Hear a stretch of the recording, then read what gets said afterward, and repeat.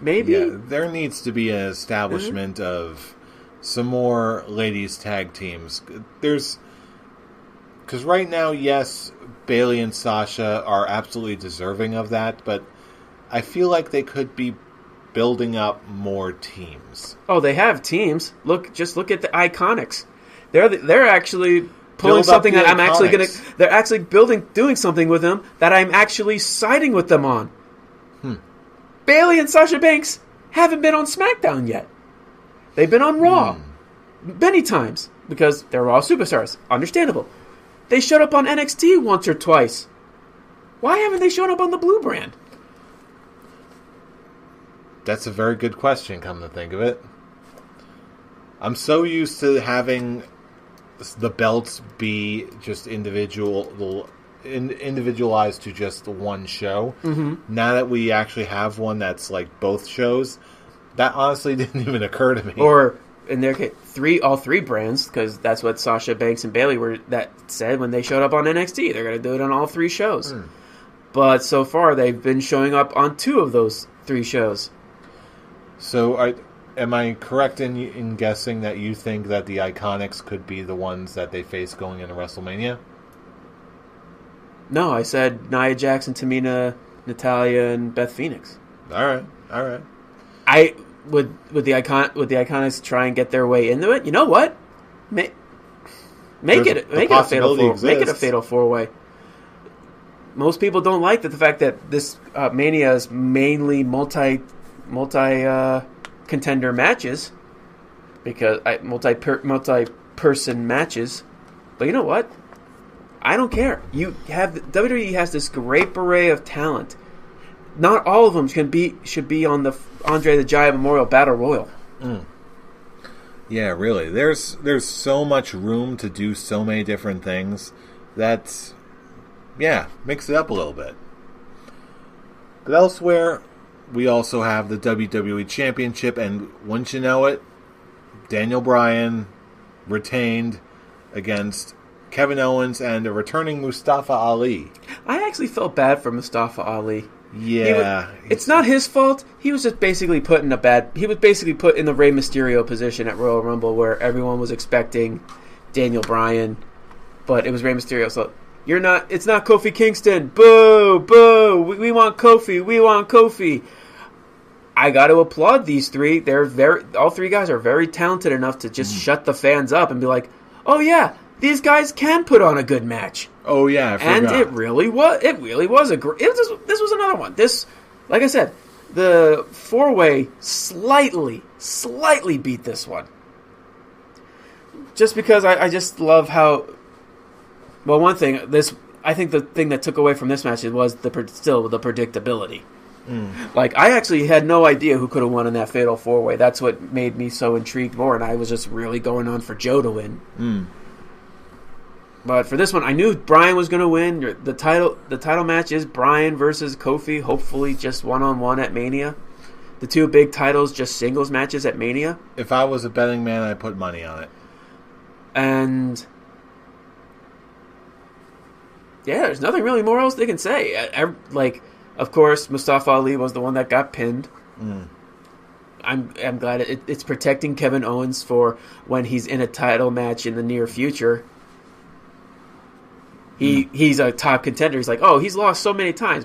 He's lost already? Why would he go for it again? This one, he hasn't lost yet. He hasn't been pinned yet. So it's not out of the blue. So hey, Kofi Kingston versus Kevin Owens for the title in the near future. Okay. Daniel Bryan, Kevin Owens one-on-one, an actual one-on-one that we could have gotten, but card subject to change. Even so, this one was a very enjoyable match, and it was nice to see Mustafa Ali after a little break. It wasn't really a break. He got injured. Yeah, a break of showing up on TV. Yeah, but even so, it's one of those absence made the heart grow fonder, even though your name isn't Kofi kind of deals. But hey, it worked for me. I'll keep this train going until the inevitable showdown with Kofi.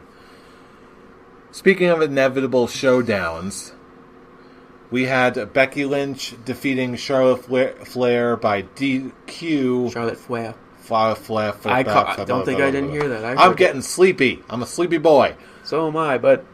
I need a Ronda punch in the face. Was it a punch in the face, or I thought it was a punch in the gut?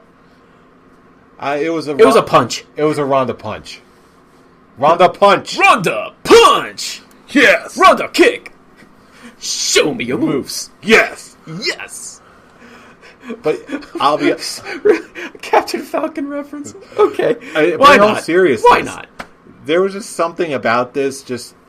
I figured Becky Lynch was going to win somehow, but just the way we got there, where Ronda just showed up and just quick punch, boom. Brian and I had a big discussion with this on the prediction show. I knew it was going to be a disqualification.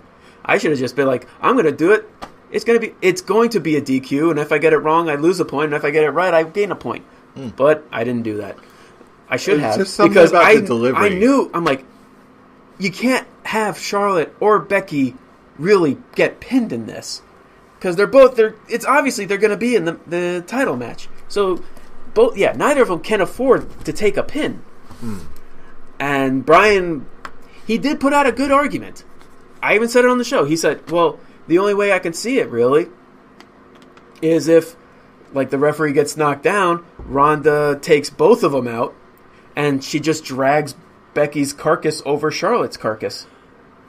Honestly, I love the way they did this a lot more. Because the storyline up until that point was, with Ronda, it was, give me what I want. This is the way you're doing it is BS. Give me what I want, or I will take what I want. And that's exactly what she did. And to get what she wants, she just went up, just gave a quick. And you had to throw the match out, and she just had this look on her face like, yep, you got to throw it out. Job's done. We got it. There we go. Match is on. Most people are very upset that how Becky was just accepting of the win, but I'm like, you know what? Why the hell not? This is one of those cases where the way everyone played it off made it for me. Even if I don't remember quite as much of anything about the match itself, there's nothing to talk about. Do I love the finish. I really did. You could, for the match itself, you could kind of throw it similar to the Bar versus Kofi, because it was a full 100% Charlotte storyline wise, 100% Charlotte versus I don't know, 80%. Not even. She's walking down with a crutch. But she's plucky babyface Becky. But it's still the fact that the only way Becky can really move around is if she had a crutch. So I'm going to say 40% Becky. That's pretty much what it was. Charlotte taking most of the match, Becky getting some kind of build up, unlike what happened with Kofi, but the fans still weren't into it. And then when Charlotte was hitting the figure four, about to go into the figure eight, oh, hi Ronda, boom, my belly, or punch, you punched me, DQ. Okay, I knew it was. It builds up so well, even if it did go down the way you think. Given what we all knew this match was, they basically made the best out of a middle of the story situation, and it's just a messy story. The way they did it, I couldn't help but enjoy it. I really, truly did. The entire story, the story of this event, the finish of this particular match, and how it's leading up to the next part of the story. It was just, I enjoyed it. And I'm getting what I want at WrestleMania, and that's the triple threat. Mm-hmm. Something I've wanted from the beginning. It's not. I'll tell you what. This is not something I wanted from the beginning. For the longest time, I said it. If all the hype is behind Becky Ronda, it should have been Becky Ronda. But because they chose to go in this way and they're building up the way it is, okay, now it's working for me. Now it's being portrayed in a way where it all makes sense. Honestly, it wasn't always supposed to be Becky Ronda. Originally, it was supposed to be Ronda Charlotte. That was the original plan, but then Becky got herself over huge. And as I said it last week, this is WWE basically like, you know what? I'm going to compromise for you. So, because she's getting so big, I still want Charlotte because it's Charlotte Flair. She's had a spectacular couple of years. Woo, indeed. So here we go. I'm going to compromise for the fans. We're going to put Becky in this match. So we're going to make it a triple threat. So, granted, the way they could have made the story that could have made this a triple threat could have been a lot better. But I'm glad that it ended up a triple threat. And I look at most of the fans just as basically just a bunch of butthurt crybabies. Yeah, I admit I was not sold on the idea of trying to force Charlotte into this kind of storyline, the one that's where all the heat and momentum was. But with the way that this has progressed, it's not just biding time until Becky and Ronda throw down. The storyline seemed natural. It was progressing at a good pace, and it makes sense why everyone is there. My mind has been changed. I said it with Brian. The only thing that they should have added to this is the fact Charlotte should have made the argument that Becky was not supposed to be in the Rumble match at all. Why? When did it become Fit Finley's call to put her in this match? And then you have Vince McMahon agreeing with first Triple H to say, it's like, okay, you made that argument. It doesn't matter. The result is still going to be Becky. The result is still Becky Lynch. And then you have Vince going, she's absolutely right. Becky had her chance at the title, and she tapped out. She wasn't supposed to be in the Royal Rumble. So now, I as Vince McMahon officially declare Charlotte the winner, and then have Becky re-earn herself into this. Just add that little detail. I think that would have made the story flow a lot more than just suspensions and doctor's notes and. Yeah, it was a mess. Some time to hit its stride. Wasn't always the best, but I like where we're at right now. Where we're at right now, yes, I like it. Yes, but just the build to make it the triple threat could have been a lot more sleek. Fair enough. And now that brings us to our main event of the Shield, supposedly for the last time, defeating the team of Baron Corbin, Bobby Lashley, and Drew McIntyre. This one was just feel-good city all around, but it didn't start that way. It was basically typical. It felt like a Raw match, just a typical Raw, just a TV show match, and then the second half was the feel-good Shield moment. Or series of Shield moments. Ooh, excuse me. Yeah, the second half was 10 times better than the first half. The Shield doing all their stick and putting Drew McIntyre through the announce table and doing the triple powerbomb onto Baron Corbin to get the win and basically end the show on a positive note.